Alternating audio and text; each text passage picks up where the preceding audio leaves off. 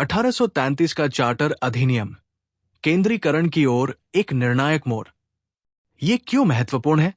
ये अधिनियम व्यापारिक साम्राज्य से प्रशासनिक साम्राज्य की ओर एक निर्णायक बदलाव को दर्शाता है।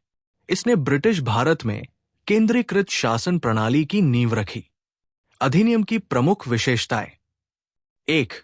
भारत का गवर्नर जनरल पूरे भारत पर अधिकार। बंगाल के गवर्नर जनरल को अब भारत का गवर्नर जनरल नामित किया गया। उन्हें भारत में सभी ब्रिटिश क्षेत्रों पर पूर्ण नागरिक और सैन्य अधिकार दिए गए। पहली बार संपूर्ण ब्रिटिश भारत के लिए एकल केंद्रीय प्राधिकरण की स्थापना की गई। लॉर्ड विलियम बेंटिंक भारत के पहले गवर्नर जनरल बने। 2. केंद्रीकृत विधायी शक्ति। बंबई और मद्रास के गवर्नरों से विधायी अधिकार छीन लिए गए। अब केवल भारत का गवर्नर जनरल पूरे ब्रिटिश भारत के लिए कानून बना सकता था।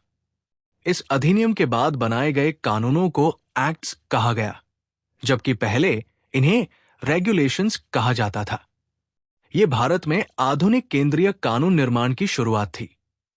3. ईस्ट इंडिया कंपनी की व्यापारिक भूमिका का अंत। इस अधिनियम के तहत ईस्ट इंडिया कंपनी की व्यापारिक गतिविधियों को समाप्त कर दिया गया। कंपनी अब केवल प्रशासनिक संस्था बनकर रह गई। कंपनी के सभी क्षेत्र अब ये माने गए कि वे राजा और उनके उत्तराधिकारियों के लिए ट्रस्ट में रखे गए हैं। ये इंगित करता है कि ब्रिटिश क्राउन का नियंत्रण भारतीय प्रशासन पर बढ़ रहा था। 4.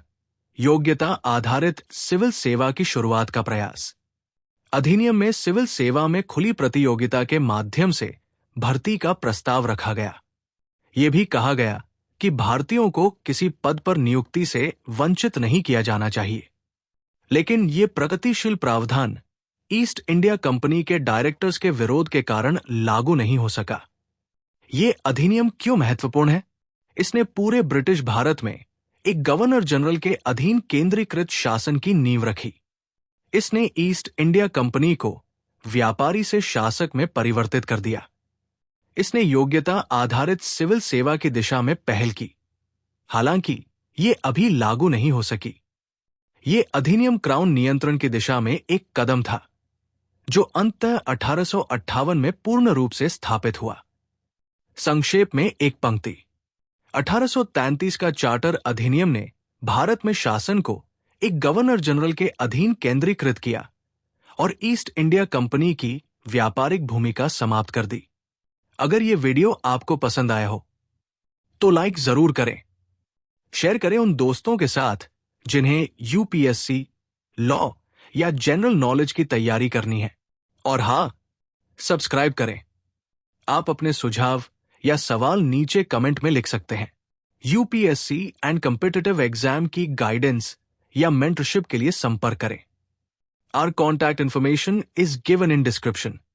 धन्यवाद। मैं हूं कृणाल ठाकुर। मिलते हैं अगले भाग में संविधान और कानून के प्रमुख अनुच्छेदों और उनके व्यावहारिक प्रभाव के साथ। जय हिंद।